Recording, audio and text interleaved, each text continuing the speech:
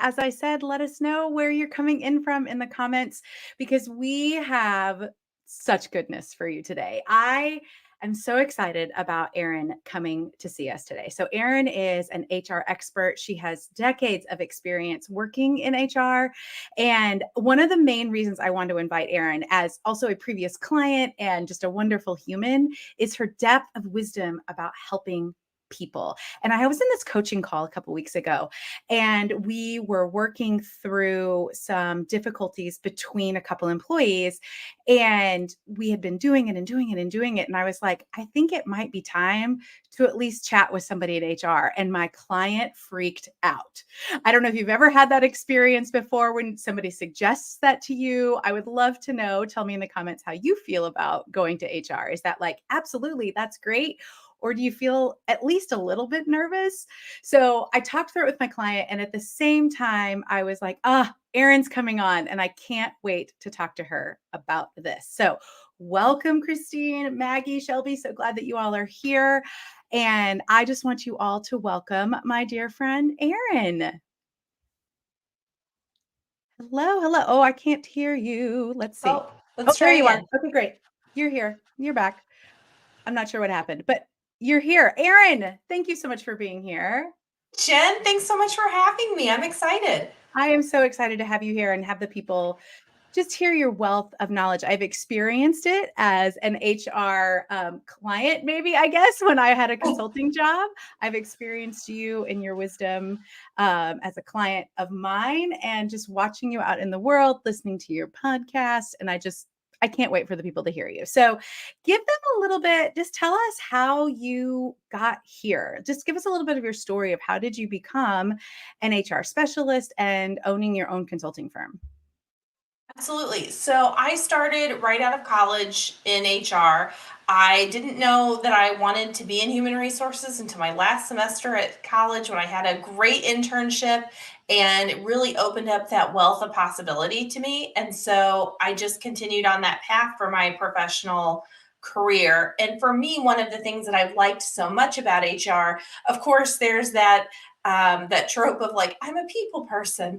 I loved that it was a career with a foundation on interacting with people, but I love that there's so many different components and I get to do so many different things in a day within HR. I was in corporate HR for many years until 2020, and then I started my own consulting firm. Part of the catalyst for that was, of course, the pandemic. I was home like everybody else, and I had known that I wanted to work for myself and be a consultant for a long time, but I decided it was a good time to start because the pandemic really, I think, changed the way, especially small business, looked at HR, and they were really regretting not having somebody on staff or somebody to go to other than their lawyer at that time, right? Because Right. I'm sure we'll get into that, right? But HR is oftentimes that step between leadership and legal, and the difference is communication and tone, and the Mm. way that you interact with people is so different. And so I really thought during the pandemic, I thought, okay, this is going to be a good opportunity for me and a good time to start, and that's what led me to where we're at today. I love that. I never thought about HR being kind of that step, but also the paradigm of the tone and the way you're approaching people. That's such a really great way to put that. And I know in my own experience, I have been in a place where there was no HR department, and it was really detrimental to the culture and Mm. my own ability to find support. It was really actually harmful. And so I know that what you do, and it was a small place and a small business, and that can be really powerful to have that consulting work. So you do such great work in the world, and we're so grateful. So I would love to ask you a little bit about, how do you approach HR? So just as you as the consultant, what do you want us to know, the non-HR specialists, what do you want us to know about HR and its purpose and its posture? Absolutely. Well, I think first and foremost, HR should be seen as truly a partnership. Now, I will tell you, all of the advice I give comes with the caveat of you have to have a great partner with your HR team. If you have a bad HR department, we should talk about what to do then too. Yes, please. Yes. because, I hear stories and I hear people talking about their experiences at work, and I think, oh, this should have been handled very differently. I feel Um, the same when I talk about leaders. So yes. yeah. Yes. So, presuming that you have a great HR department, thinking about that, HR should be your partner. Whether you are a leader who's maybe having difficulty or having a communication issue with someone who works with you, or whether you're that person and you find yourself in a position at work where you need some advice and somebody to lean on, you should feel comfortable going to HR. And if you have a good HR department, when if they don't need to step in, they're going to tell you that. They're going to say, "Hey, here's what I recommend you do. Go, it's like a doctor. Take 2 aspirin. Call me in the morning."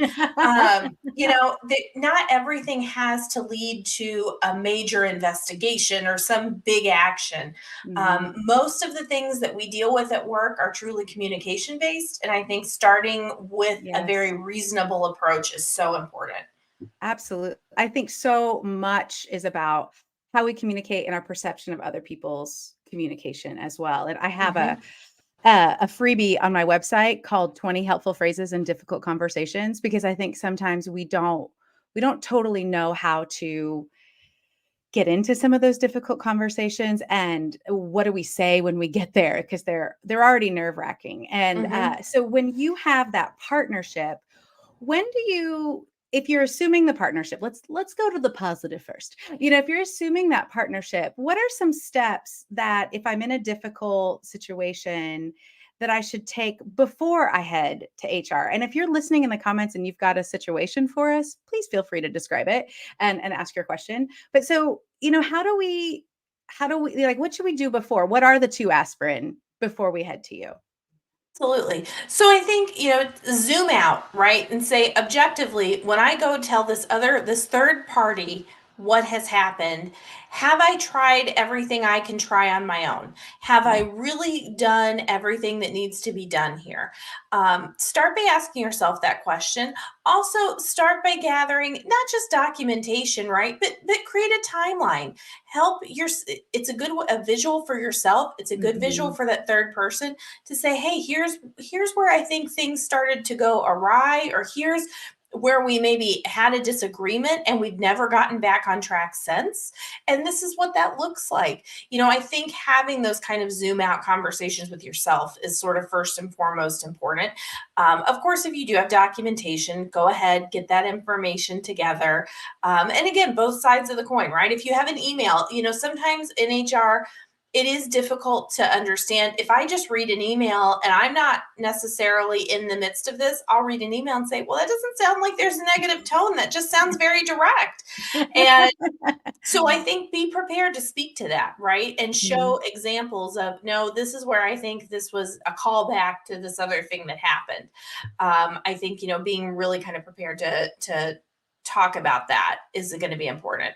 Yeah, that's really helpful, and to know that that's okay. I think sometimes I know that even when people say documentation, it starts to like my Yeah. shoulders come up, my breath gets a little faster. Hmm. And but I think, when we talk about the receipts, it's really when you put it in a timeline for yourself, you get some clarity. And sometimes you go, "Oh, that was that day that this happened," and maybe that like, you start to understand Yeah. your own situation, so I love the idea of zooming out, or Yes. you really start to see the pattern. Actually, this is a long-standing Yes. pattern, and I didn't even realize it was that long. Absolutely. Because sometimes people will come forward and it'll be like the situation's only been going on, maybe 2 weeks. It's not Mhm, like this has lasted 6 months, but it feels to the person like it's been going on forever. mhm. And that's when you have to have that discussion of like, actually, I think this is still very early stages. Let's get our arms around it before we Mhm. do anything else. How should somebody, so they come to you, they've done this timeline, and that's the response. We're like, "It's not quite long enough yet."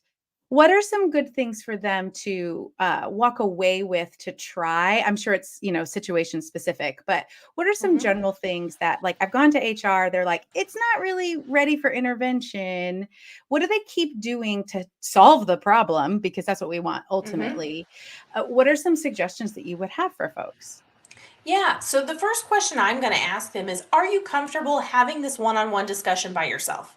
I Mm, think that's the first thing, right? You need to have a reset conversation with that person. And again, whether you're the leader or whether you're kind of managing up to a leader or working with a coworker, right?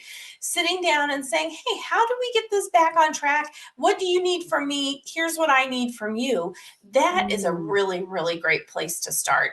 And if you're not comfortable doing that, okay, maybe HR can help facilitate that, or maybe they can help you find someone who can.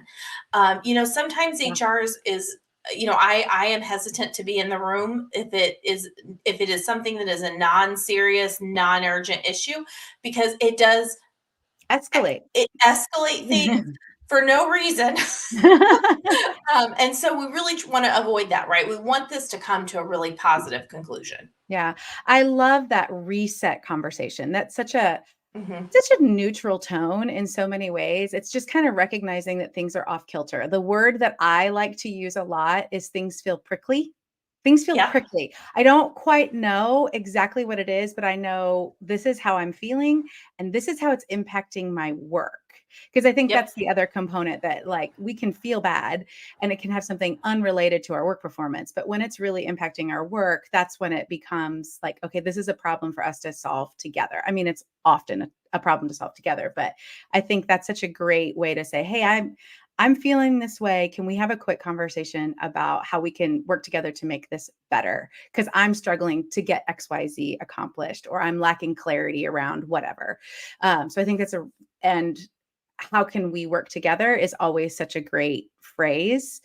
Hmm. Um, in any conversation that you're having miscommunication, let alone true conflict in. So I think that's so good. Hmm. So what do we do when it really is time like, oh gosh, this has actually been 6 months. I've waited too long. Now I feel embarrassed. What do we do in those situations when, oh my gosh, I've let this go on too long and now it's super awkward and I don't know what to do?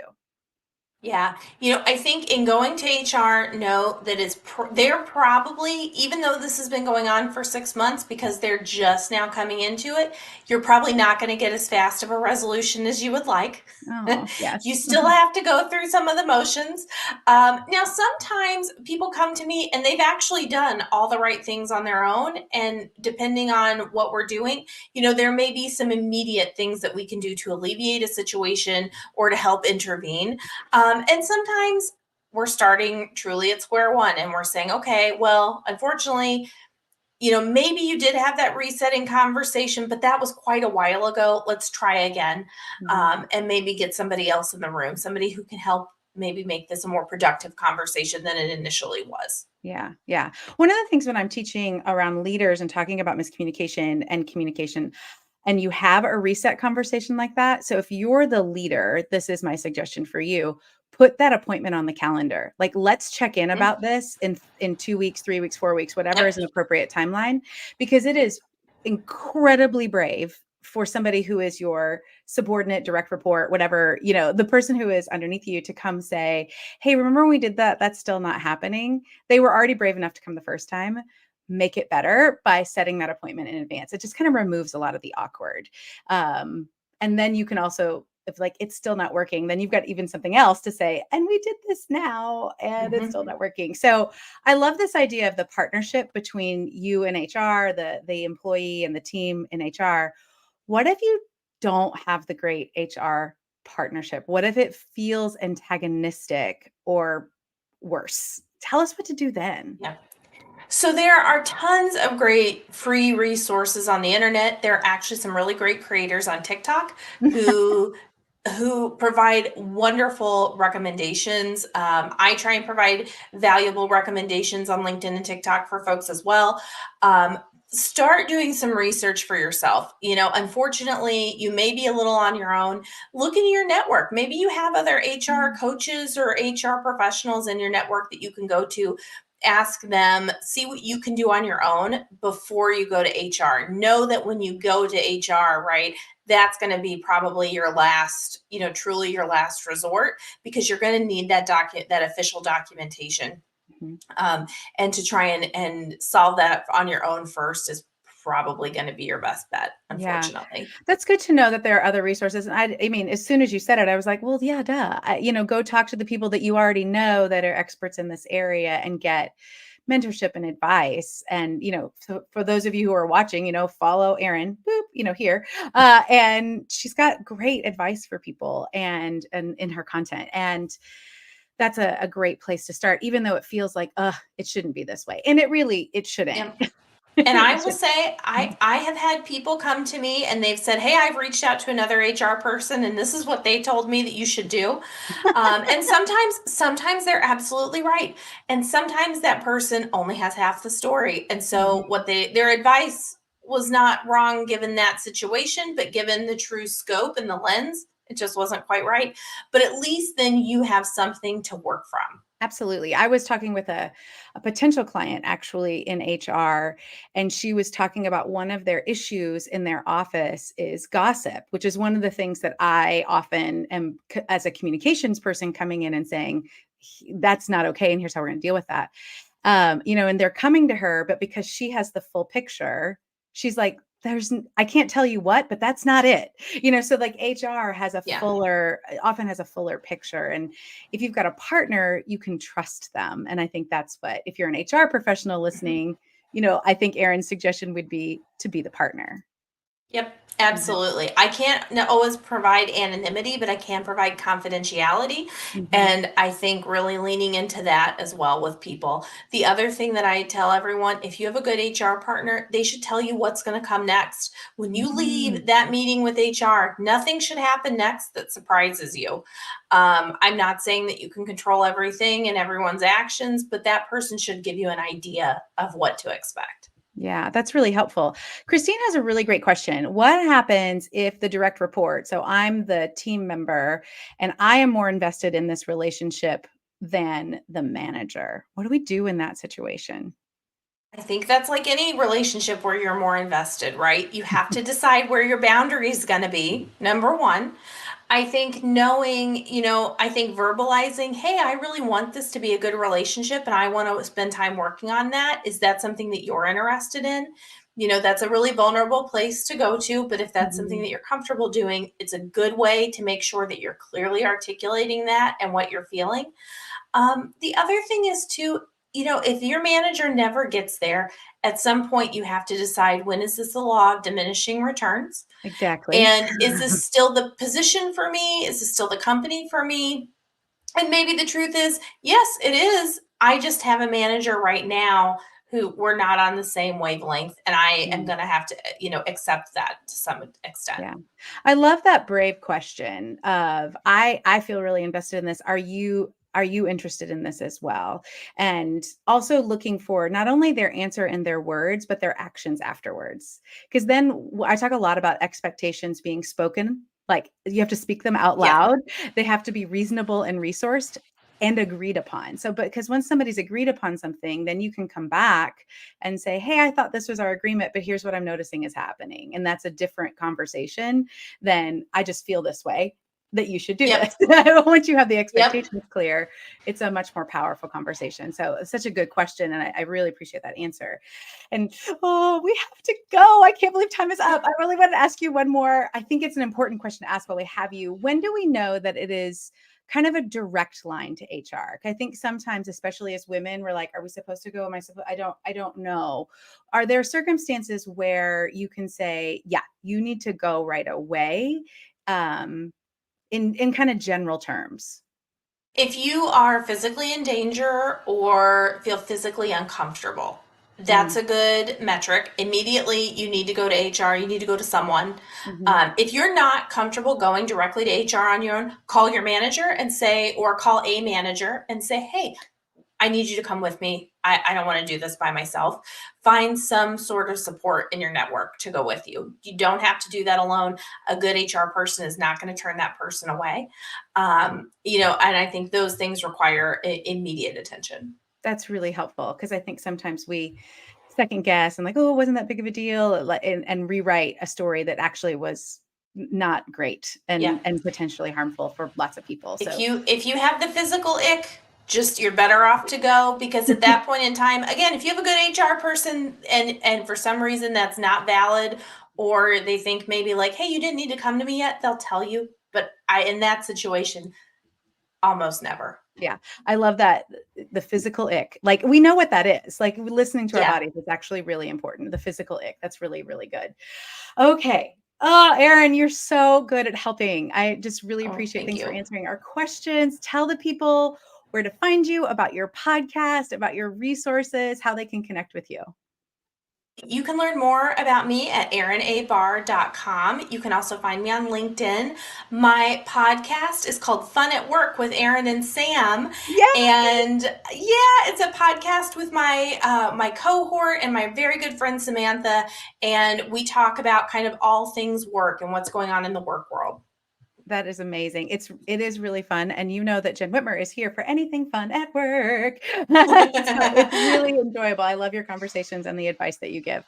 It's really, really wonderful. So make sure that you connect with Erin here on LinkedIn and TikTok, and listening to her podcast. And join us next week. We are live every week at 1 p.m. Eastern here on LinkedIn and YouTube. And Leilani Bloomquist will be here. She is a digital transformation expert, and she's going to share some really great leadership advice around change. So I can't wait for you to join us, and we will see you all next week. Thanks, everybody. Bye. So let me put my coach hat on for just a sec. Don't just leave this here. Take a moment. What did you learn? What's your next tiny action step? Share this episode with someone and tell them. Connect with us to keep this conversation going. As always, I'm Jen Whitmer. Thank you for listening to Joyosity. I don't take for granted that your earballs have a lot of information coming at you. Please take a moment to rate and subscribe. It really helps more people join us in creating positive culture with complex people. So work is a joy, people are whole, and organizations flourish. Can't wait for you to join us next week.